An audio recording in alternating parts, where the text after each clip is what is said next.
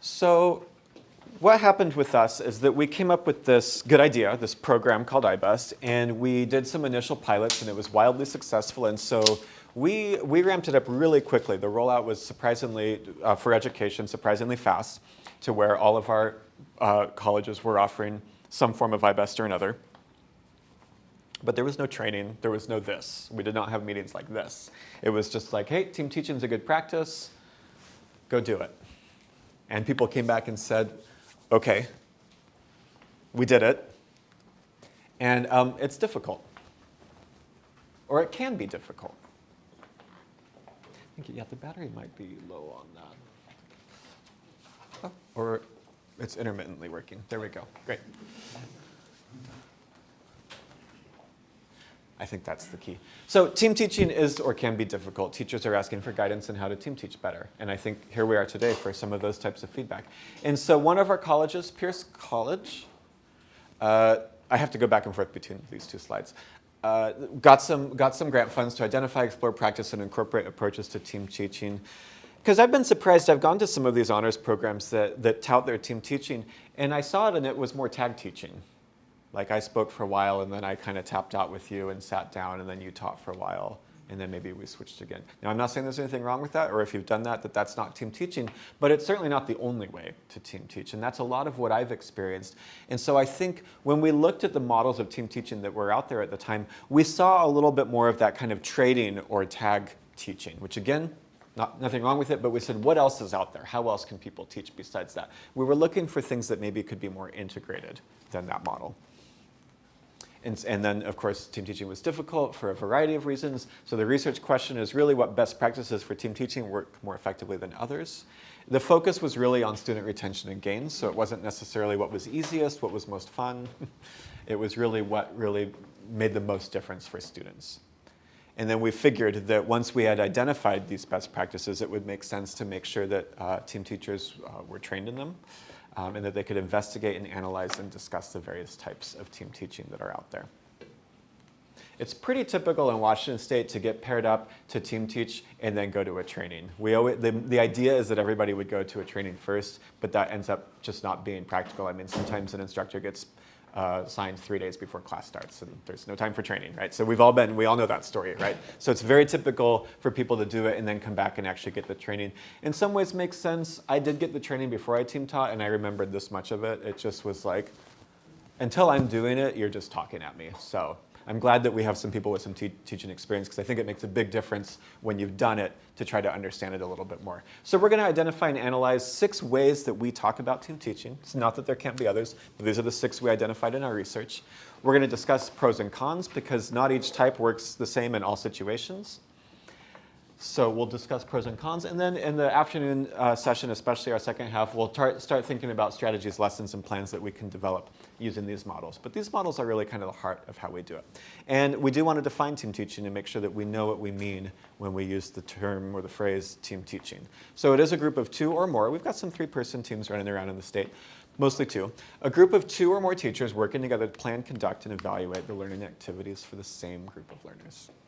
And that teachers are really teaching the same students at the same time in the same classroom. So that's what we mean when we say team teaching.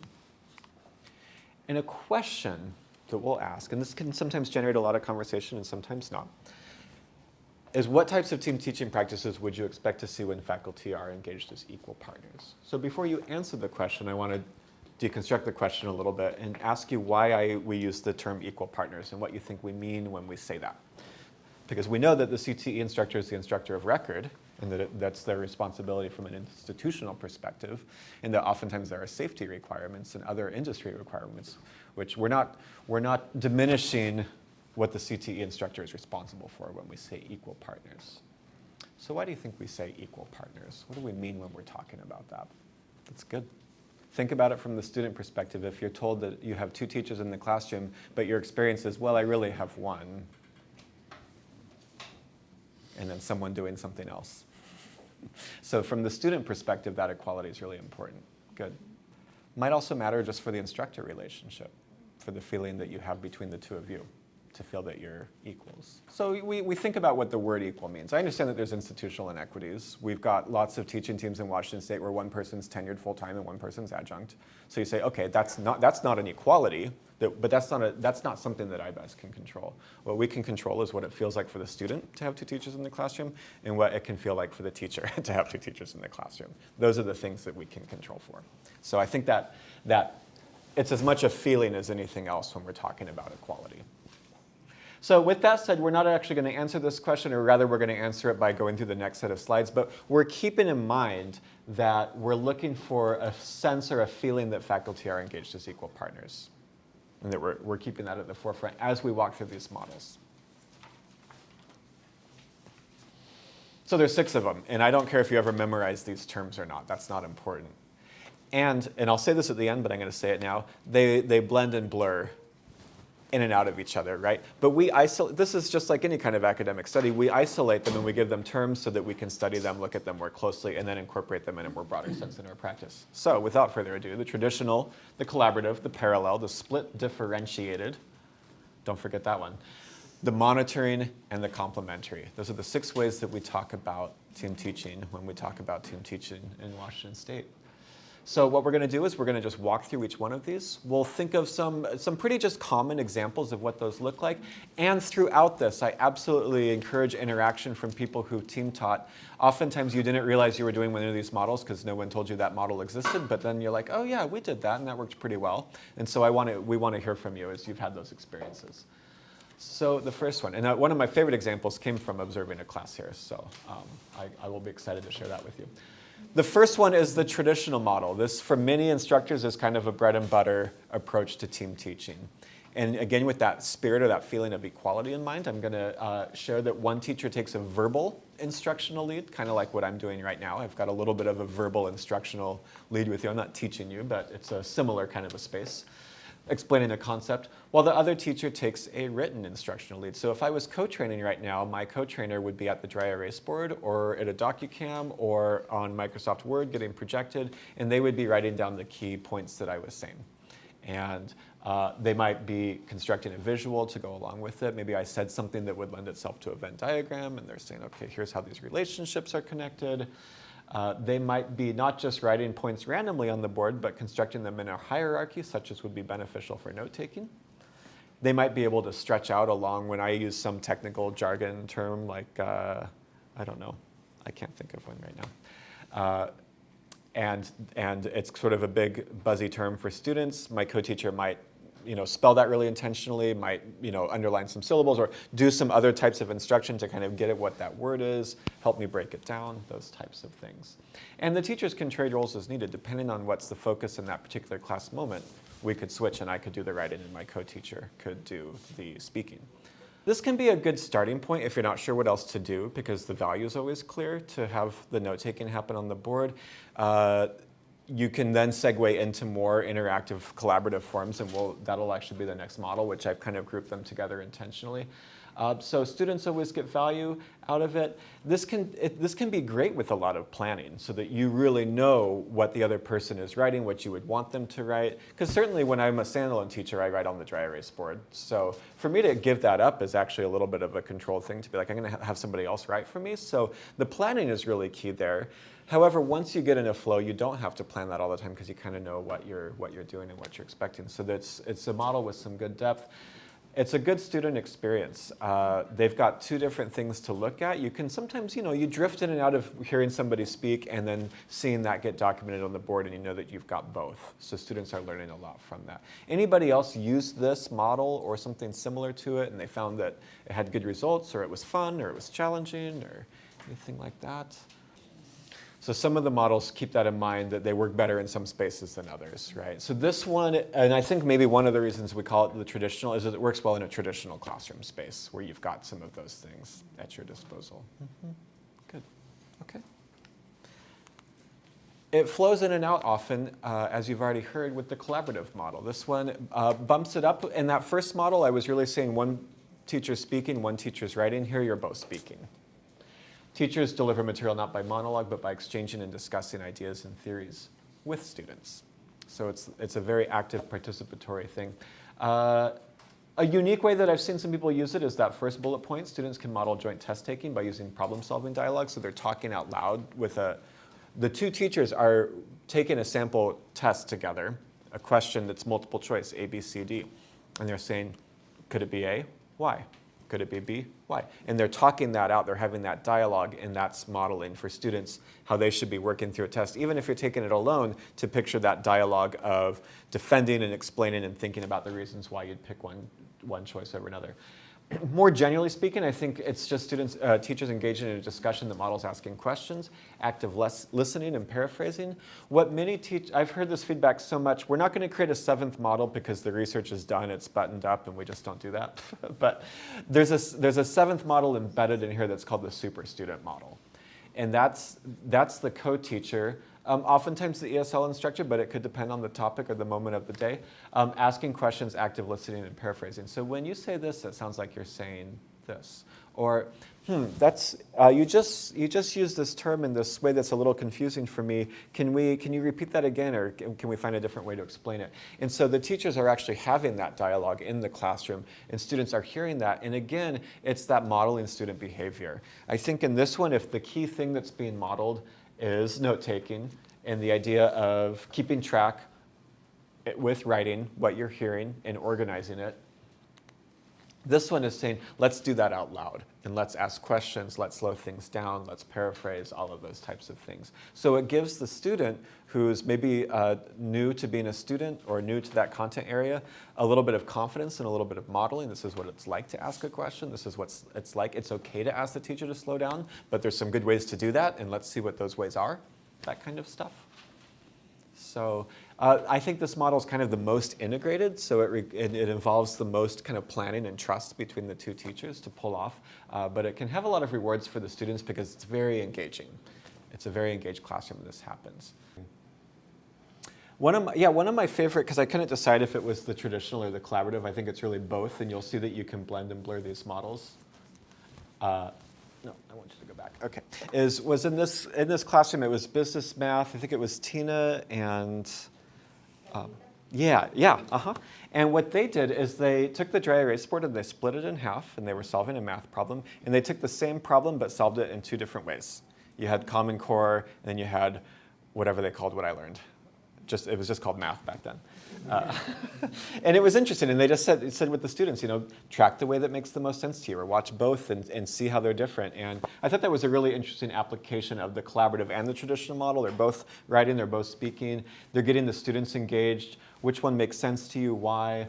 See how there's more than one way to get at the right answer here. There's more than one method, so it's a teaching opportunity. So that's kind of a neat idea that I saw that I got from North Orange. So good, okay. Let's see, we're moving pretty fast through these. The parallel model.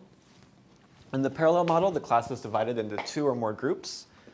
And in the parallel, each teacher is responsible for teaching the same material to their group. So the next 2 models, the parallel and the split differentiated, I call the small group models. For me, you can totally use this as a 2 groups activity. I tend to really focus on the or more and think of it as a small group model. So this is a classroom, and if we were teaching a classroom, check it out. I've got groups of 3 to 4, so I might distribute it and make sure I've got 4 at every table. And this is simply one of those situations where maybe everybody's doing the same thing. You've just split the class down into projects. So everybody's got the same assignment, and you're all working on it together. You're just doing it in a small group. And let's think about, I think in this one in particular, for me, it's helpful to compare a traditional standalone classroom environment with a team-taught classroom environment. Because I used to split my classes into small groups because somewhere in my pedagogical background, they told me I should do that. I like whole group interaction. I have a harder time with small group interaction. So what would happen is I would come over here, and this group would have a question for me. I'm going to sit down here for just a second. And it's a good question. So we're going to spend some time talking, and we're going over the assignment, and I'm going over some of the details with you, and we're having an exchange of ideas. It's a really great learning opportunity. Man, we are killing it over here at this table. Things are going well. What about the rest of the class? I certainly don't know because I'm engaged here. Or I'm not engaged here because I'm worried about the rest of the class, so I'm really not giving this group the quality time that they need from me, right? But guess what? There's 2 of us. So the other instructor can do when it says responsible for teaching the same material to their group, it doesn't mean that we both have to do the deep dive at the same time. It just means that if I'm instructor B and instructor A is engaged here, I can do the walk around to make sure that people are on track. Maybe this group got done too quickly and I can challenge them with, I can mess that up for them a little bit, which is my favorite thing to do when someone thinks they're done. Not really, here's some more. Or this group just got just off the rails and I can just help them recenter with where they need to be and put their phones down and all that kind of stuff.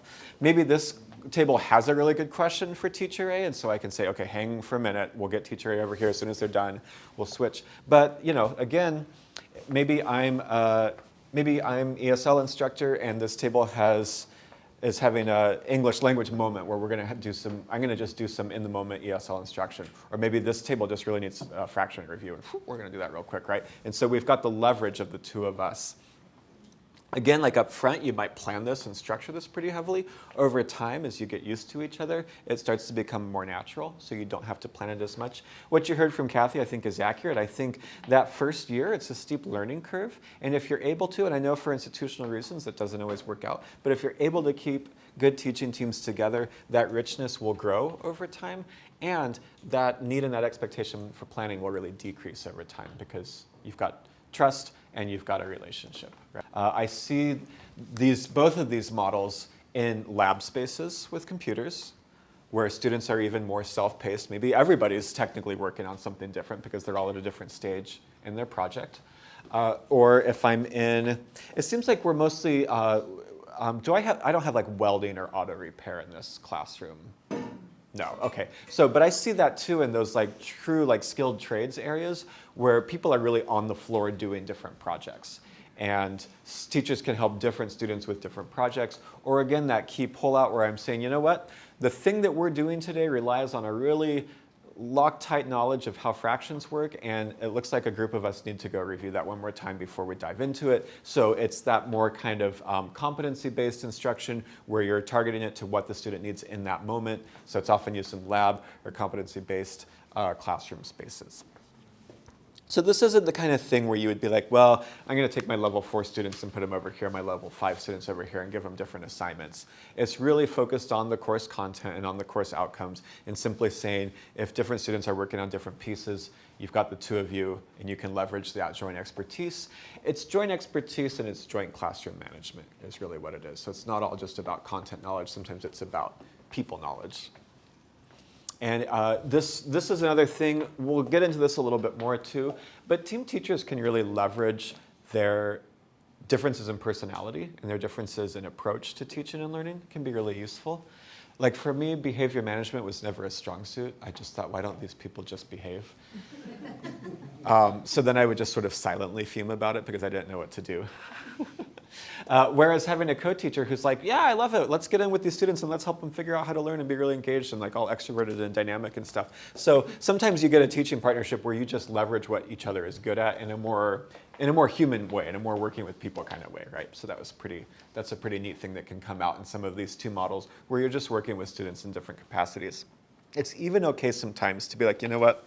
The student just pushes my buttons. And your teacher be saying, no, that student doesn't bother me at all. Great, you work with them. So you can do that too, depending on the content. And so a common critique or concern at the beginning of starting IBES is people saying, I don't have room to do anything different in my class. I have so much content to go over. And sometimes you have to slow down to speed up.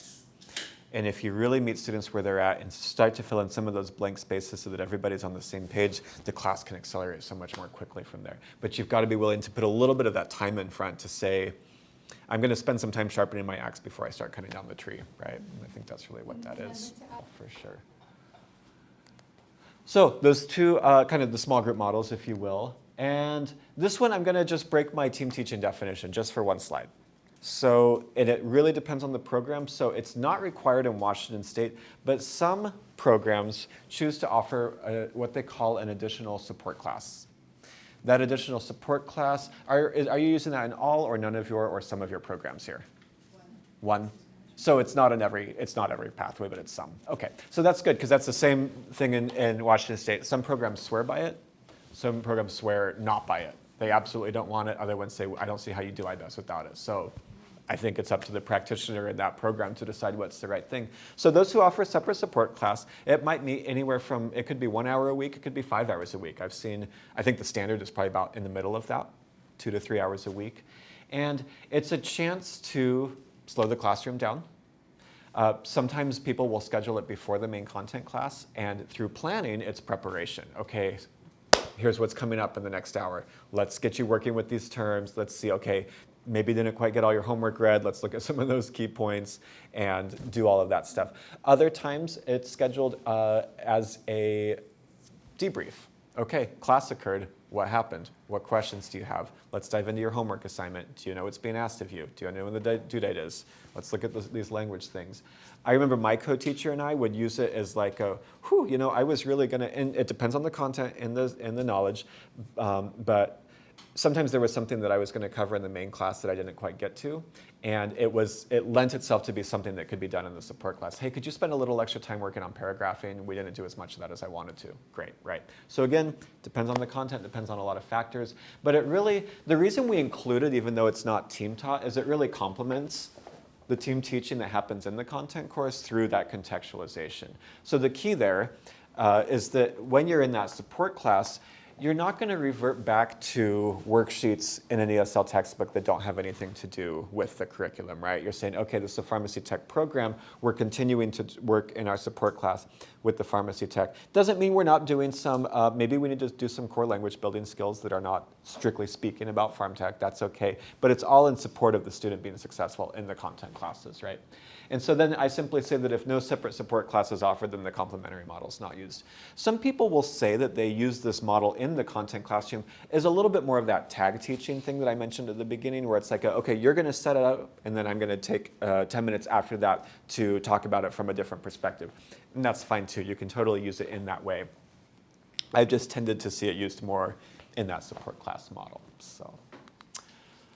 Finally, the monitoring model. Kind of saved this one for the end, even though I mentioned it with the parallel, because it's really, I see this as combining with other models more than any other model. It's a fluid model that can be used in a lot of different ways. And it's simply saying that when one teacher's really got that hands-on instructional lead, the other is circulating the room and monitoring understanding.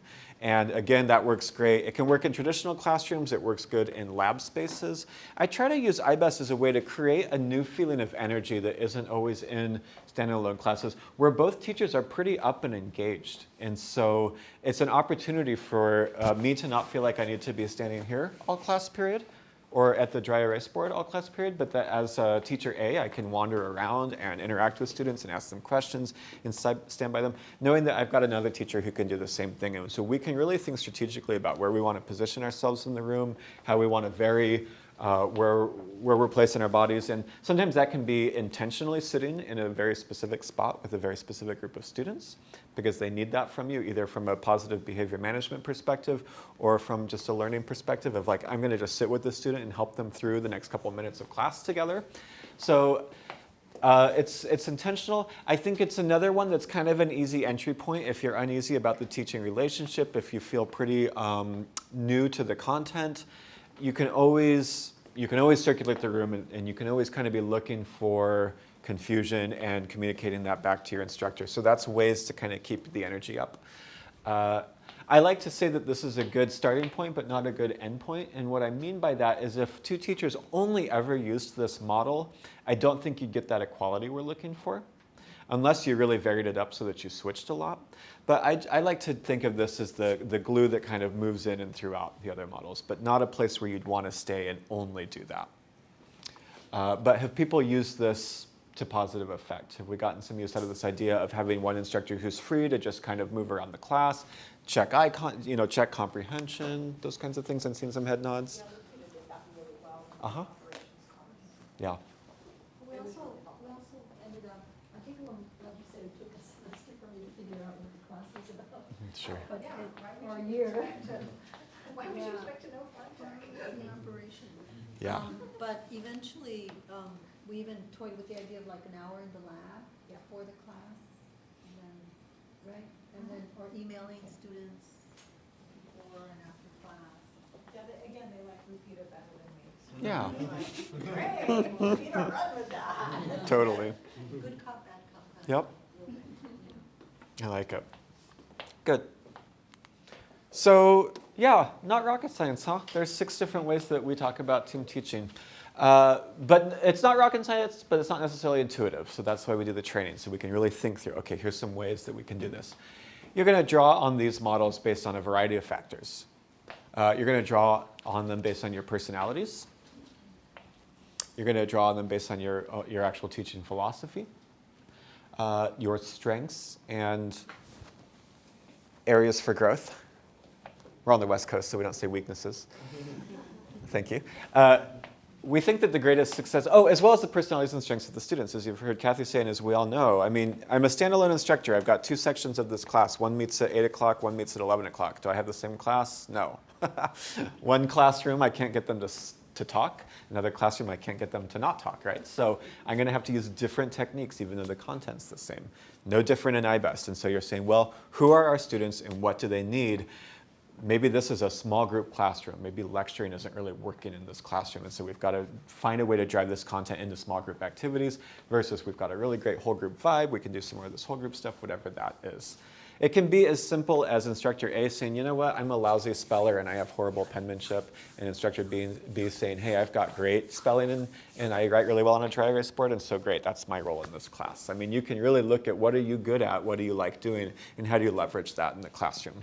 So it can be for fancy pedagogical reasons, or it can be for really practical reasons too. If you want to see the team teaching videos, it's one option. We have time to watch them today. I'm not inclined to. I'll think about it for a minute here. We're just a little bit ahead of schedule, but you can go to sbctc.edu. Maybe we'll just watch like the one that I like the best. And then you can search iBest. It's the best way to find the page. Don't try to find it using the navigation system. You'll never get there.